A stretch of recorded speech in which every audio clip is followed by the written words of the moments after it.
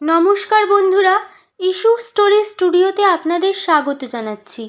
আপনাদের সামনে আমি উপস্থাপন করছি অমর কথাশিল্পী শরৎচন্দ্র চট্টোপাধ্যায়ের লেখা অনুপমার প্রেম নামক অসাধারণ প্রেমের গল্পটির দ্বিতীয় পর্ব। তো চলুন বন্ধুরা, এবার শুরু করা যাক। আজ 5ই বৈশাখ। অনুপমার বিবাহ উৎসবে আজ গ্রামটা তোলপাড় হইতেছে। জগবন্ধুবাবুর বাটিতে আজ ভিড় ধরে না। কত লোক যাইতেছে, কত লোক হাঁকাহাঁকি করিতেছে, কত খাওয়ানো দাওয়ানোর ঘটা, কত বাজনা বাদ্যের ধুম। যত সন্ধ্যা হইয়া আসিতে লাগিল, ধুমধাম তত বাড়িয়া উঠিতে লাগিল। সন্ধ্যালগ্নেই বিবাহ, এখনই বর আসিবে। সকলেই উৎসাহে আগ্রহে উন্মুখ হইয়া আছে, কিন্তু বর কোথায়? রাখালবাবুর বাটিতে সন্ধ্যার প্রাক্কালেই কলরব বাঁধিয়া উঠিয়াছে। সুরেশ গেল কোথায়? এখানে খোঁজ, ওখানে খোঁজ, ওদিকে দেখ, এদিকে দেখ, কিন্তু কেহই সুরেশকে খুঁজিয়া বাহির করিতে পারিতেছে না। কুসংবাদ পৌঁছিতে বিলম্ব হয় না। বজ্রাঙ্গীর মতো এই কথা জগবন্ধুবাবুর বাটিতে উড়িয়া আসিয়া পড়িল। বাড়িশুদ্ধ লোক সকলেই মাথায় হাত দিয়া বসিয়া পড়িল। সে কি কথা! 8টার সময় বিবাহের লগ্ন, কিন্তু 9টা বাজিতে চলল। কোথাও বরের সন্ধান পাওয়া যাইতেছে না। জগবন্ধুবাবু মাথা চাপড়াইয়া ছুটাছুটি করিয়া বেড়াইতে লাগিলেন। গৃহিণী কাঁদিয়া আসিয়া তাহার নিকটে পড়িলেন।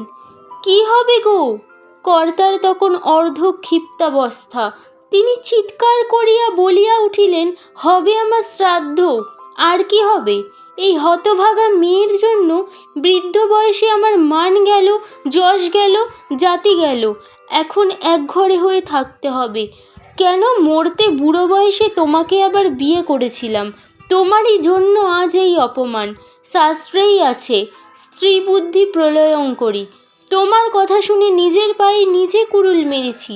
যাও, তোমার মেয়ে নিয়ে আমার সামনে থেকে দূর হয়ে যাও।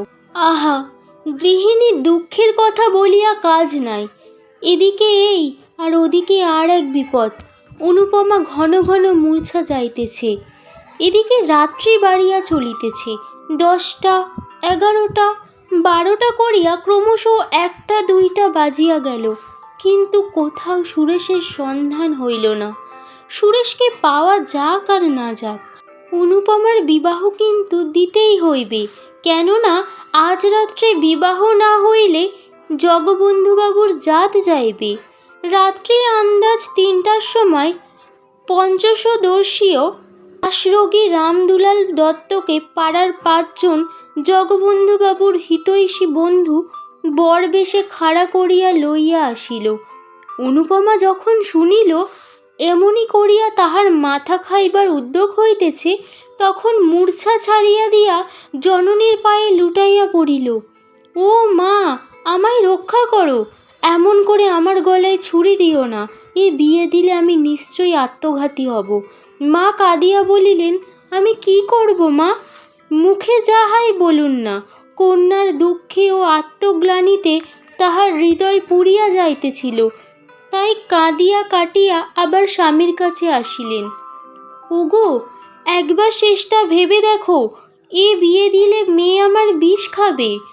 কর্তা কোনো কথা না কহিয়া একেবারে অনুপমার নিকটে আসিয়া গম্ভীরভাবে বলিলেন, ওঠো, ভোর হয়ে যায়।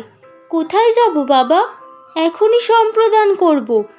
অনুপমা কাঁদিয়া ফেলিল, বাবা, আমাকে মেরে ফেলো, আমি বিষ খাবো। যা ইচ্ছে হয় কাল খেও মা, আজ বিয়ে দিয়ে আমার জাত বাঁচাই। তারপর যেমন খুশি করো, বিষ খেও, জলে ডুবে মরো, আমি একবারও বারণ করব না। কি নিদারুণ কথা! এইবার যথার্থই অনুপমার ভিতর পর্যন্ত শিহরিয়া উঠিল। বাবা, আমায় রক্ষা করো! কত কাতরোক্তি, কত ক্রন্দন, কিন্তু কোনো কথাই খাটিল না। দৃঢ় প্রতিজ্ঞ জগবন্ধুবাবু সেই রাত্রেই বৃদ্ধ রামদুলাল দত্তের হস্তে অনুপমাকে সম্প্রদান করিলেন। বহুকাল বিপদনিক বৃদ্ধ রামদুলালের আপনার বলিতে সংসারে আর কেহ নাই। দুইখানি পুরাতন স্টক নির্মিত ঘর, একটু শাকসবজি বাগান, ইহাই দত্তজির সাংসারিক সম্পত্তি। বহু ক্লেশে তাহার দিন গুজরান হয়। বিবাহ করিয়া পরদিন অনুপমাকে বাড়ি আনিলেন। সঙ্গে সঙ্গে অনেক খাদ্যদ্রব্য আসিল, অনেক দাসদাসী আসিল, কোনো ক্লেশ নাই। ৬-৭ দিন তাহার পরম সুখে অতিবাহিত হইল। বড়লোক শ্বশুর, আর তাহার কোনো ভাবনা নাই। বিবাহ করিয়া কপাল ফিরিয়াছে, কিন্তু অনুপমার স্বতন্ত্র কথা। আর দিন ২ থাকিয়া সে পিত্রালয়ে ফিরিয়া আসিল। তখন তাহার মুখ দেখিয়া দাসদাসীরাও গোপনে চক্ষু মুছিল। বাড়ি গিয়া প্রাণত্যাগ করিব, এ পরামর্শ অনুপমা স্বামী ভবন হইতেই স্থির করিয়া রাখিয়াছিল। এইবার যথার্থ মরিবার বাসনা হইয়াছে। অনেক রাত্রে সকলে নিদ্রিত হইলে সে নিঃশব্দে খিড়কির দ্বার খুলিয়া বাগানের পুষ্করিণীর সোপানে আসিয়া বসিল। আজ তাহাকে মরিতে হইবে, মুখের মরা নয়, কাজের মরা মরিতে হইবে। অনুপমার মনে পড়িল আর একদিন সে এইখানে মরিতে গিয়াছিল, সেও অধিক দিন নয়, কিন্তু তখন মরিতে পারে নাই, কেননা একজন ধরিয়া ফেলিয়াছিল। আজ সে কোথায়? জেলখানায় কয়েদ খাটিতেছে। কোন অপরাধে? শুধু বলিতে আসিয়াছিল যে সে তাহাকে ভালোবাসে। কে জেলে দিল? চন্দ্রবাবু। কেন? তাহাকে দেখিতে পারিত না বলিয়া, সে মাতাল বলিয়া, সে অনধিকার প্রবেশ করিয়াছিল বলিয়া। কিন্তু অনুপমা কি বাঁচাইতে পারিত না? পারিত, কিন্তু তাহা করে নাই, বরং জেলে দিতে সহায়তাই করিয়াছে। আজ তাহার মনে হইল ললিত কি যথার্থই ভালোবাসিত? হয়তো বাসিত, হয়তো বাসিত না, না বাসুক, কিন্তু তাহাকে দণ্ডিত করিয়া তাহার কি ইষ্টসিদ্ধি হইয়াছে? জেলে পাথর ভাঙিতেছে, ঘানি টানিতেছে, আরও কত কি নীচ কর্ম করিতে হইতেছে। ইহাতে হয়তো চন্দ্রবাবুর লাভ হইয়াছে, কিন্তু তাহার কি? সে দণ্ডিত না হইলে কি তাহাকে পাইতে পারিত, যিনি এখন মনের আনন্দে নিজের উন্নতির জন্য জাহাজে চড়িয়া বিলাত চাইতেছেন? অনুপমা সেইখানে বসিয়া বহুক্ষণ ধরিয়া কাঁদিল। তাহার পর জলে নামিল। এক হাঁটু, এক বুক গলা করিয়া ক্রমশ ডুবন জলে আসিয়া পড়িল। আধ মিনিট কাল জলতলে থাকিয়া অনেক জল খাইয়া সে আবার উপরে ভাসিয়া উঠিল, আবার ডুব দিল, আবার ভাসিয়া উঠিল। সে সাঁতার দিতে জানিত, তাই সমস্ত পুষ্করিণীটা তন্ন তন্ন করিয়াও কোথাও ডুবন জল মিলিল না। অনেকবার ডুব দিল, অনেক জলও খাইল, কিন্তু একেবারে ডুবিয়া যাইতে কিছুতেই পারিল না। সে দেখিল মরিতে স্থির সংকল্প হইয়াও ডুব দিয়া নিঃশ্বাস আটকাইয়া আসিবার উপক্রম হইলেই নিঃশ্বাস লইতে উপরে ভাসিয়া উঠিতে হয়। এইরূপে পুষ্করিণীটা সাঁতার কাটিয়া প্রায় নিঃশ্বাসে যখন সে তাহার ক্লান্ত অবসন্ন নির্জীব দেহখানা কোনরূপে টানিয়া আনিয়া সোপানের উপর ফেলিল, দেখিল যে কোনো অবস্থায়, যে কোনো কারণেই হোক, এমন করিয়া একটু একটু করিয়া প্রাণ পরিত্যাগ করা বড় সহজ কথা নহে। পূর্বে সে বিরহ ব্যথায় জর্জরিত তনু হইয়া দিনে শতবার করিয়া মরিতে যাইত। তখন ভাবিত প্রাণটা রাখা না রাখা নায়ক নায়িকার একেবারে মুঠার ভিতরে, কিন্তু আজ সমস্ত রাত্রি ধরিয়া প্রাণটার সহিত ধস্তাধস্তি করিয়াও সেটাকে বাহির করিয়া ফেলিতে পারিল না। আজ সে বিলক্ষণ বুঝিল তাহাকে জন্মের মতো বিদায় দেয়া তাহার 11 বর্ষীয় বিরহ ব্যথায় কুলাইয়া ওঠে না। ভোরবেলায় যখন সে বাটি আসিল, তখন তাহার সমস্ত শরীর শীতে কাঁপিতেছে। মা জিজ্ঞাসা করিলেন, অনু, এত ভোরেই নিয়ে এলি মা? অনু ঘাড় নাড়িয়া জানাইল, হ্যাঁ। এদিকে দত্ত মহাশয় একরূপ চিরস্থায়ী রূপে শ্বশুর ভবনে আশ্রয় লইয়াছেন। প্রথম প্রথম জামাই আদর তাহার কতকটা মিলিত, কিন্তু ক্রমশ তাহাও কম পড়িয়া আসিল। বাড়িশুদ্ধ কেহই প্রায় তাহাকে দেখিতে পারে না। চন্দ্রনাথবাবু প্রতি কথাই তাহাকে ঠাট্টা বিদ্রূপ অপদস্থ লাঞ্ছিত করেন। তাহার একটু কারণও হইয়াছিল। একে তো চন্দ্রবাবুর হিংসা পরবশ অন্তঃকরণ, তাহাতে আবার অকর্মণ্য জামাতা বলিয়া জগবন্ধুবাবু কিছু বিষয় আশয় দিয়া যাইবেন বলিয়াছিলেন। অনুপমা কখনো আসে না, শাশুড়ি ঠাকুরুনিও কখনো সে বিষয়ে তত্ত্ব লন না। তথাপি রামদুলালের মনের আনন্দে দিন কাটিতে লাগিল। যত্ন আত্মীয়তার তিনি বড় একটা ধার ধারিতেন না। যাহা পাইতেন তাহাতে সন্তুষ্ট হইতেন। তাহার উপর দুবেলা পরিতোষজনক আহার ঘটিতেছে। বৃদ্ধাবস্থায় দত্ত মহাশয় ইহাই যথেষ্ট বলিয়া মানিয়া লইতেন। কিন্তু তাহার সুখ ভোগ করিবার অধিক দিনও আর বাকি ছিল না। একে জীর্ণ শীর্ণ শরীর, তাহার উপর পুরাতন সখা কাশরোগ অনেক দিন হইতে তাহার শরীরে আশ্রয় গ্রহণ করিয়া বসিয়া আছে। প্রতি বৎসরই শীতকালে তাহাকে স্বর্গে লইয়া যাইবার জন্য টানাটানি করিত। এবারও শীতকালে বিষম টানাটানি করিতে লাগিল। জগবন্ধু বাবু দেখিলেন যক্ষা রামদুলালের অস্থি মজ্জায় প্রতি গ্রন্থিতে গ্রন্থিতে ছড়াইয়া পড়িয়াছে। পাড়া গায়ে সুচিকিৎসা হইবে না জানিয়া কলিকাতায় পাঠাইয়া দিলেন। সেখানে কিছুদিন সুচিকিৎসার পর সতীসাধ্যী অনুপমার কল্যাণে 2 বৎসর ঘুরিতে না ঘুরিতে সদানন্দ রামদুলাল সংসার ত্যাগ করিলে। তথাপি অনুপমা একটু কাঁদিল। স্বামী মরিলে বাঙালির মেয়েকে কাঁদিতে হয়, তাই কাঁদিল। তাহার পর স্বইচ্ছায় সাদা পড়িয়া সমস্ত অলঙ্কার খুলিয়া ফেলিল। জননী কাঁদিতে কাঁদিতে বলিলেন, অনু, তোর এ বেশ তো আমি চোখে দেখতে পারি না, অন্তত হাতে একজোড়া বালাও রাখ। তা হয় না, বিধবার অলঙ্কার পরতে নেই। কিন্তু তুই কচি মেয়ে। তাহা হোক, বাঙালির মেয়ে বিধবা হইলে কচি বুড়ো সমস্ত এক হইয়া যায়। জননী আর কি বলিবেন, শুধু কাঁদিতে লাগিলেন। অনুপমার বৈধব্যে লোকে নূতন করিয়া শোক করিল না। 2-1 বৎসরেই সে যে বিধবা হইবে তাহা সকলে জানিত। কেহ বলিল, মরার সঙ্গে বিয়ে দিলে কি আর সধবা থাকে?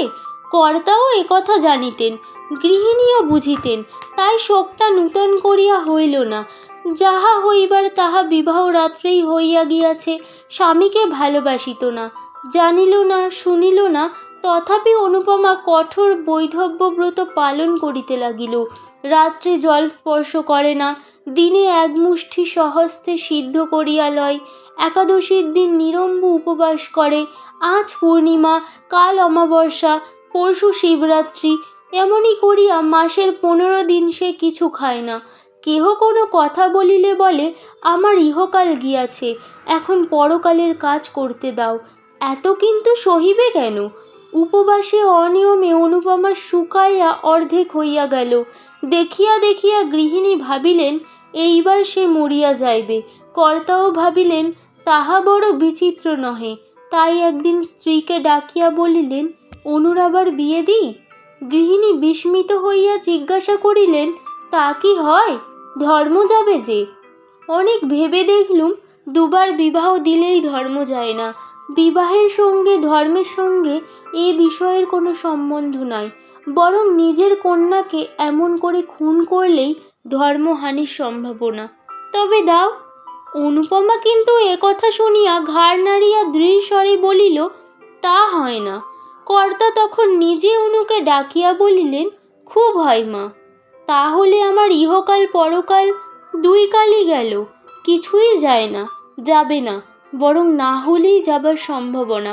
মনে করো তুমি যদি গুণবান পতি লাভ করো, তাহলে 2 কালেরই কাজ করতে পারবে। একা কি হয় না? না মা, হয় না। অন্তত বাঙালির ঘরের মেয়ের দ্বারা হয় না। ধর্মকর্মের কথা ছেড়ে দিয়ে সামান্য কোনো একটা কর্ম করতে হলেই তাগিদে অন্যের সাহায্য গ্রহণ করতে হয়। স্বামী ভিন্ন তেমন সাহায্য কে করতে পারে বলো? আরও কি দোষে তোমার এত শাস্তি? অনুপমা আনত মুখে বলিল, আমার পূর্বজন্মের ফল। গোড়া হিন্দু জগবন্ধুবাবুর কর্ণে এই কথাটা খট করিয়া লাগিল। কিছুক্ষণ স্তব্ধ থাকিয়া বলিলেন, তাই যদি হয় তবুও তোমার একজন অভিভাবকের প্রয়োজন। আমাদের অবর্তমানে কে তোমাকে দেখবে? দাদা দেখবেন। ঈশ্বর না করুন, কিন্তু সে যদি না দেখে, সে তোমার মার পেটের ভাই নয়। বিশেষ আমি যতদূর জানি তার মনও ভালো নয়। অনুপমা মনে মনে বলিল, তখন বিষ খাবো।